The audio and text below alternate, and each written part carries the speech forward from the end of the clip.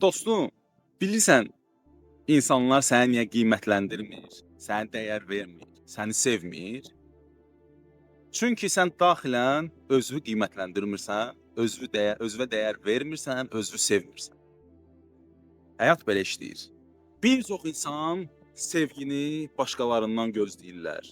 Qiymətləndirməni başqalarından gözləyirlər. Dəyər verilməyi başqalarından gözləyirlər. İstəyir ki, onu qiymətləndirsinlər, onu sevsinlər, onu görsünlər.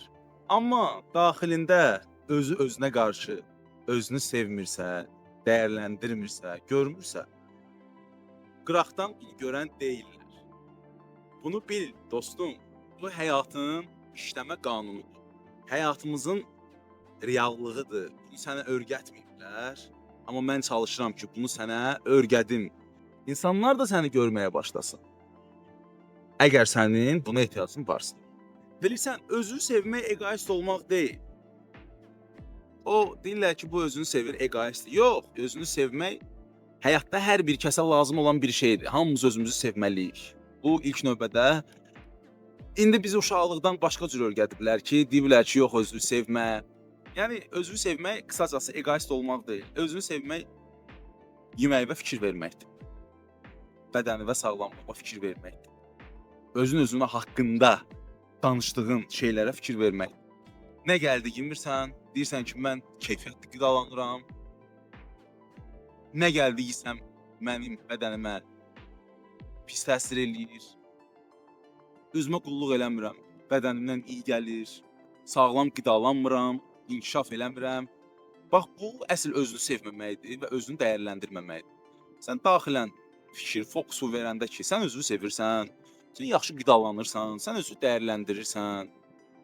Sən özünü sevmək nə deməkdir? Özünü sevmək odur ki, sən nə gəldi yemirsən, diqqətli olaraq yeməklərə fikir verirsən. Özü sevmək odur ki, sən özünü inkişaf elətdirirsən, özünə ötürdüyün məlumatları, giz-giz şeyləri yox, düzgün məlumatları ötürürsən.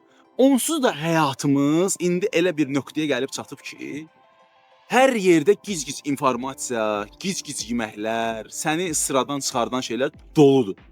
Sənin beynin üçün sablazınlar doludur. Sənə anda gələ bilər ki, bombadır, amma bu anda olan kayf hissidir, dopamin hissidir, naslajeniya, zövq almaq hissidir. Bu isə hər zaman səni aşağı aparır.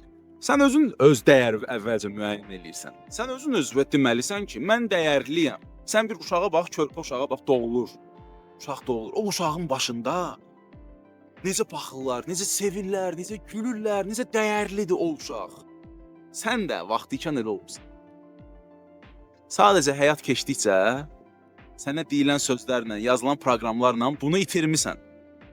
Amma indi bunu bərpa eləməyin vaxtı, dostum. Sən dəyərlisən. Sən çox dəyərlisən. Ən prinsipisi nədir? Allah sənə dəyər verir. Sən özünə dəyər ver. Gör, ətraf necə başlayacaq səni dəyərləndir.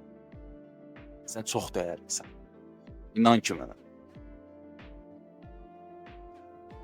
Biraz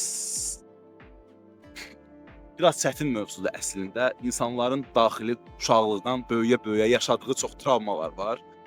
Hansı ki, bu travmalar sənin öz dəyərini verməyi qoymur. Və bu travmaları müəyyən eləməlisən sən. Bilməlisən ki, bu travmalar kim tərəfindən sənə yazılıb və o özünə daxili olan dialoqunla o proqramları dəyişməlisən. Bəli dostum, daxili proqramları dəyişmək mümkündür. Ən əsas sənin yaşamaq, düşünmək, hər bir şeyin sənin qidalanmağından asılıdır. 3 dənə şeyi düzəldirsən, həyatın düzəldir. Qidalanmaq, idman və yuxu. Vəsə, sən bunlara ciddi şəkildə nəzarət eləsən, həyatın avtomatik olaraq yavaş-yavaş qalxacaq göyə. Amma birdən dəyişməyini gözləmə hər şeyin. Vaxt çəkir, həyatımız bir güzgüdür. Güzgü biraz gecikməklə bizim reallığımıza təsir göstərir. Birinci biz daxilimizdə baş verir, sonra isə reallığımıza gəlir. Ona görə dostum, özünü sıxma. Başa düş ki, həyat bir oyundur və oyunda bizə yazılan bir proqramlar var ki, hansı ki, bu reallığı əks etdirmir və o boşluğu bizim yerimizə heç kim doldura bilməyəcək və insanları bizim görməyimiz üçün ilk növbədə özümüzü görməliyik, ilk növbədə özümüzü sevməliyik. Bunun üçün yaxşı bir praktika verirəm. Düzgün qabağında dayanırsan, adətən tək olanda bunu elə. Çünki insanlar olanda bunu eləməyə biraz effektiv olmaya bilər. Beynin düşüncəsi orada ola bilər. Ona görə tək olanda girirsən hara sənə rahat, fərqi yoxdur. Maşında, hamamda, yataq otağında düzgün tutursan qabağa. Bunu səssiz formada eləyəndə daha az effektiv olur, amma yüksək səslə deyəndə, nə mənada yüksək səs? Yəni normal danışıq səsi ilə səsli deyəndə daha effektiv olur. Çünki danışa-danışa və özümüzə toxuna-toxuna deyəndə bədənin bir neçə funksiyasını həm şuur olaraq, həm emosiya olaraq, həm bədən olaraq qoşuruq.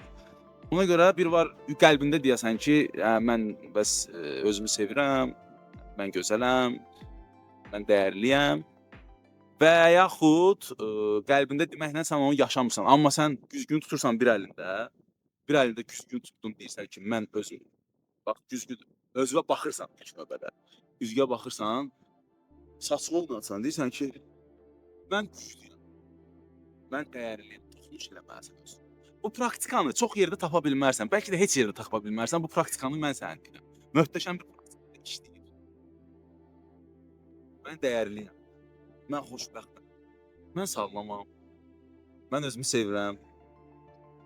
Mənə insanların sevməyi mənə lazım deyil, mən özümü sevirəm, Allah məni sevir, Allah məni dəyərliyir. Belə-belə. İndi mən mövzuya uyğun olaraq deyirəm, sən öz həyatına nəyi dəyişmək istəyirsən, ona uyğun. Səhər, axşam, elə bunu. Nə qədər bacarsan çox elə. Öz-özünlə danış, öz-özünlə daxili monoloqunu xoşbəxt elə, özünü sevgili göstər. Beynə başa sal ki, o travmalar həyatın bir hissəsidir və bu travmaları qəbul eləyib, bunları görüb, bunları sevib, bunları buraxıb həyatı davam eləmək lazımdır və o travmaların yerinə gözəl şeylər yazmaq lazımdır, dostum. Ona görə dostum, əgər özünü sevməsən, heç kim o boşluğu sənin yerində dolduran deyil. Başqalarının sevgisini axtarmaqla məşğul olma. İlk növbədə özünü daxilən sevməyə başla, dəyərləndirməyə başla. Ondan sonra görəcəksən ki, həyat, ətraf necə səni sevməyə başlayır, dəyərləndirməyə başlayır. Uğurlar dostum.